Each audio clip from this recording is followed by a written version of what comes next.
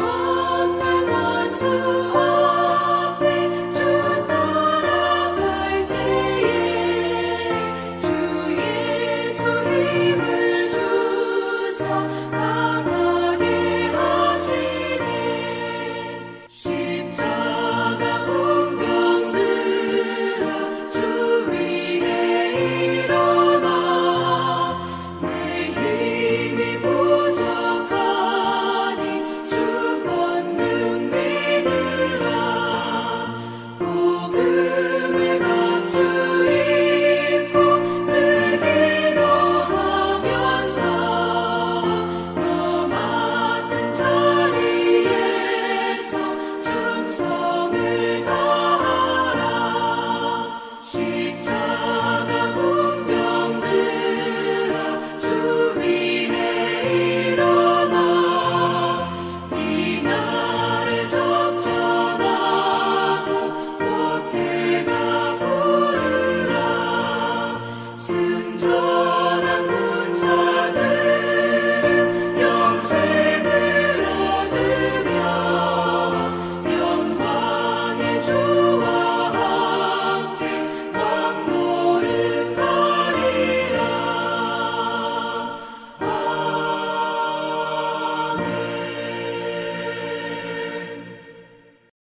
오늘의 말씀은 사사기 4장 1절에서 10절까지입니다. 에훗이 죽으니 이스라엘 자손이 또 여호와의 목전에 악을 행하며 여호와께서 하솔에서 통치하는 가나안 왕 야빈의 손에 그들을 파셨으니 그의 군대 장관은 하로셋 학고임에 거주하는 시스라요. 아빈 왕은 철, 병거 900대가 있어 20년 동안 이스라엘 자손을 심히 학대했으므로 이스라엘 자손이 여호와께 부르짖었더라. 그때 라비돗의 아내 여선지자 드보라가 이스라엘의 사사가 되었는데 그는 에브라임 산지 라마와 베델 사이 드보라의 종려나무 아래에 거주하였고 이스라엘 자손은 그에게 나아가 재판을 받더라. 드보라가 사람을 보내어 아비노함의 아들 바락을 납달리 게데스에 불러다가 그에게 이르되 이스라엘의 하나님 여호와께서 이같이 명령하지 아니하셨느냐. 너는 납달리 자손과 스불론 자손 10,000명을 거느리고 다볼 산으로 가라. 내가 야빈의 군대 장관 시스라와 그의 병거들과 그의 무리를 기송강으로 이끌어 내게 이르게 하고 그를 내 손에게 넘겨주리라 하셨느니라. 바락이 그에게 이르되 만일 당신이 나와 함께 가면 내가 가려니와 만일 당신이 나와 함께 가지 아니하면 나도 가지 아니하겠노라 하니 이르되 내가 반드시 너와 함께 가리라. 그러나 내가 이번에 가는 길에서는 영광을 얻지 못하리니 이는 여호와께서 시스라를 너희의 손에 파실 것임이니라 하고 드보라가 일어나 바락과 함께 게데스로 가니라. 바락이 스불론과 납달리를 게데스로 부르니 10,000명이 그를 따라 올라가고 드보라도 함께 올라가니라. 아멘. 우리가 사사기를 볼 때 이 사사기를 관통하고 있는 핵심 구절이 있습니다. 바로 사사기 21장 25절 말씀입니다. 그때에 이스라엘에 왕이 없으므로 사람이 각기 자기의 소견에 옳은 대로 행하였더라 라는 것입니다. 이스라엘 백성들에게 사실 왕이 없었던 것이 아니죠. 그들의 진정한 왕 하나님이 계셨습니다. 그런데 우리가 지난 그 사사기 2장 11절에도 보았지만 이스라엘 자손이 여호와의 목전에 악을 행하여 바알들을 섬겼던 것이죠. 왕이신 하나님을 버리고 바알을 따랐고 아스타롯을 따랐습니다. 그래서 하나님을 잊어버렸습니다. 그래서 그들에게 진정한 왕이신 하나님이 더 이상 왕이 아니게 된 것입니다. 그러니까 그들은 그들의 그러한 상황 속에서 자기들의 소견에 옳은 대로 살게 된 것이죠. 하나님은 진리입니다. 하나님은 우리의 삶의 기준입니다. 그런데 그러한 기준과 진리를 떠나고 나니까 내 마음대로 살아가는 삶이 되고 만 것이죠. 인간의 역사에서 언제나 그랬듯이 이 소견에 오른 대로 행하는 이 삶은 계속해서 그 인류의 역사 가운데서 이어져 왔습니다. 오늘날에 이르러서는 이것이 아예 아주 자유분방한 당연한 그런 문화처럼 자리 잡게 되어버린 것이죠. 그러나 신앙에서는 적어도 하나님과의 관계 안에서는 하나님의 말씀을 듣고 순종하는 일에서는 나로부터 시작한 내 소견이 중심이 될 수 없습니다. 그런데 지금의 시대에 많은 사람들이 이 절대적인 주권자이면서 우리에게 왕이 되시는 이 하나님을 반대합니다. 하나님만을 믿고 하나님만을 섬긴다라는 것을 배타성으로 여기고 그렇게 이야기를 합니다. 이것은 단순히 비그리스도인들만의 이야기가 아니라 지금을 살아가는 많은 그리스도인들의 이야기일 수도 있습니다. 하나님의 말씀대로 살아도 될까 하는 것이죠. 그래서 지금의 시대는 우리가 성경으로 읽고 있는 이 사사시대와 깊은 동질성을 가지고 있다라고 말할 수 있습니다. 그래서 우리가 이 사사기를 읽어 내려가면서 이 시대의 문제를 발견해야 되는 것이고 뿐만 아니라 하나님께서 이러한 시대 속에서 어떤 사람을 들어 쓰시는가 하는 것을 우리가 주목해야 되는 겁니다. 내가 어떤 사람이 되어야 할 것인가? 그것을 우리가 묵상해야 되는 것입니다. 오늘 본문에 소개된 사람은 드보라라고 하는 선지자입니다. 이 선지자는, 이 드보라는 여선지자입니다.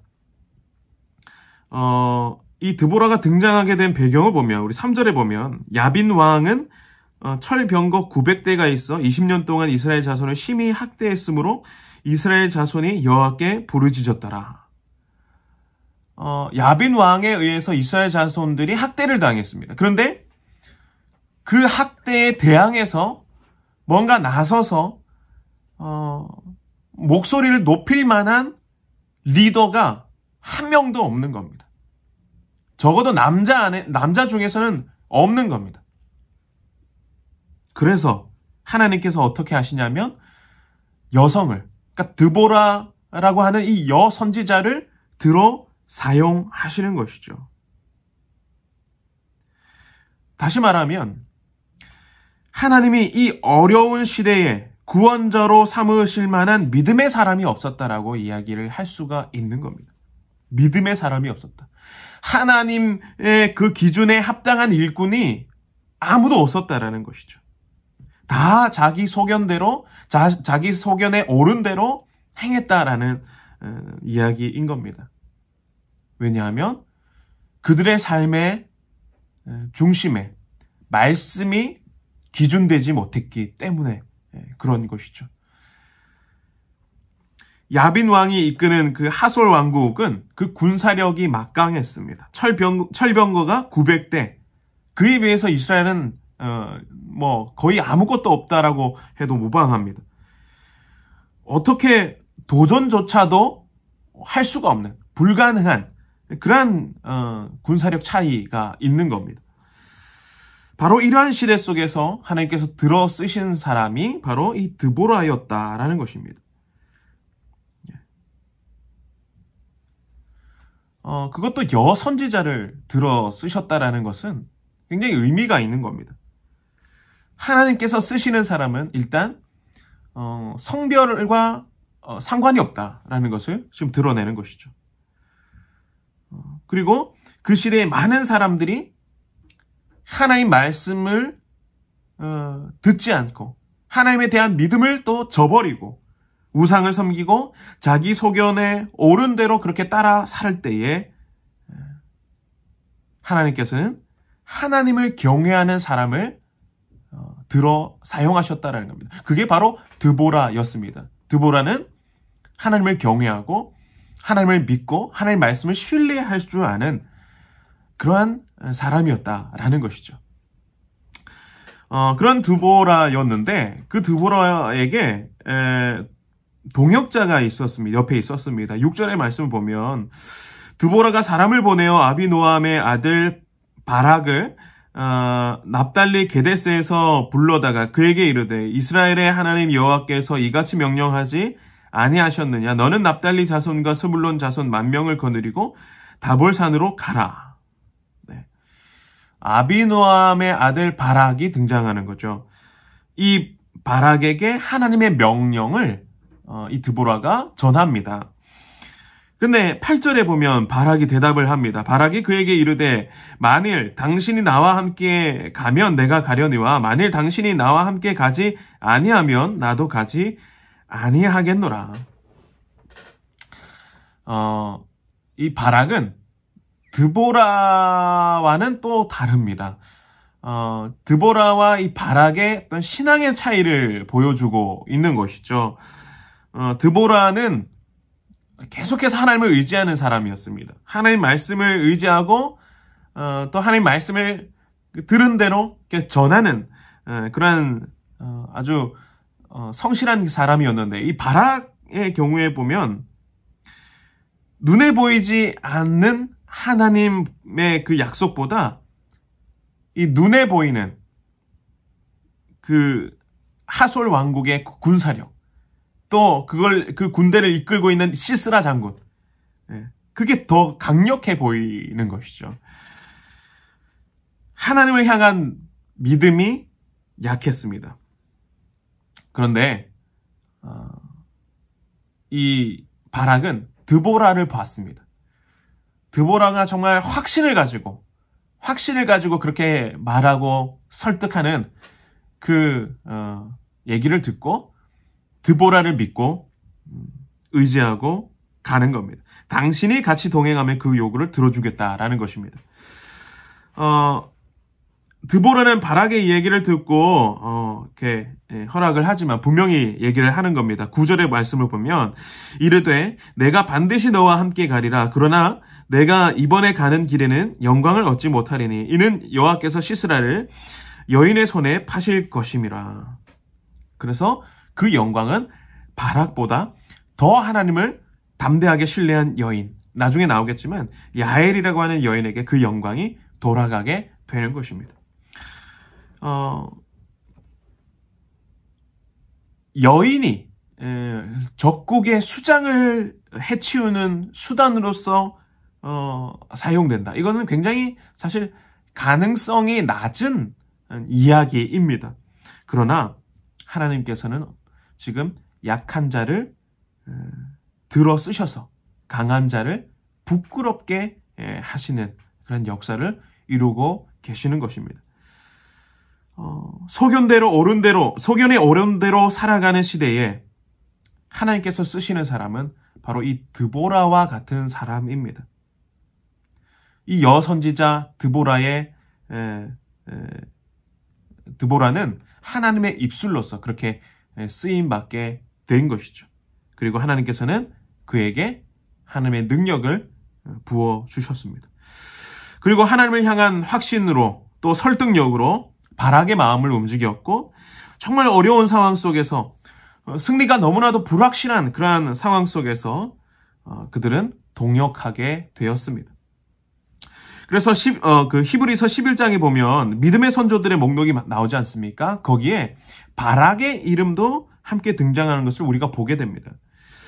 우리는 이 시대에 필요한 하나님께서 쓰시는 사람이 누구인지를 깨닫게 됩니다. 믿음의 리더가 필요한 겁니다. 믿음의 리더. 인물이 좋고 학벌이 좋은 그런 사람 수도 없이 많죠. 그런데 하나님에 대한 믿음과 순종으로 하나님께 쓰임받고자 하는 사람은 없었던 것입니다. 그래서 그 시대의 사람들이 그렇게 멸시하고 또 사람처럼 취급도 하지 않는 그 여인, 드보라를 하나님께서 사사로, 구원자로 그렇게 사용하십니다. 우리는 기도할 때에 하나님의 복을 구합니다. 물질을 위해서, 건강을 위해서, 자녀들을 위해서.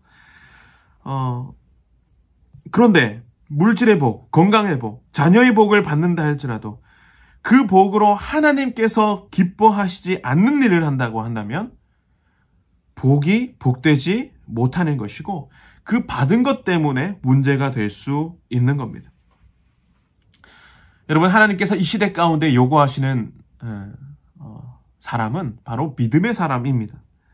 자기 속에는 옳은 대로 살아가는 시대 가운데 나는 하나님께 초점을 맞추고 하나님의 뜻에 순종하리라 고백하는 그 사람을 지금 찾고 계시는 것입니다. 사람의 눈에는 좀 부족해 보일지라도 하나님의 눈에는 충분한 하나님의 사람이 있습니다. 분명한 믿음의 기준을 가지고 하나님의 뜻을 따르는 사람이 있습니다. 여러분, 오늘 저와 여러분이 바로 그러한 사람 되기를 바랍니다. 이 드보라처럼 말이죠. 하나님께서 사용하시고 이끄셔서 가정과 교회와 직장에 놀라운 하나님의 영향력을 끼치는 존재로 또 바락처럼 믿음이 약한 사람들 이끌어서 함께 동역할 줄 아는 그런 마중물로서 축복의 통로로서 그렇게 우리를 부르고 계시고 또 그렇게 살아가게끔 능력을 우리에게 주실 줄 믿습니다.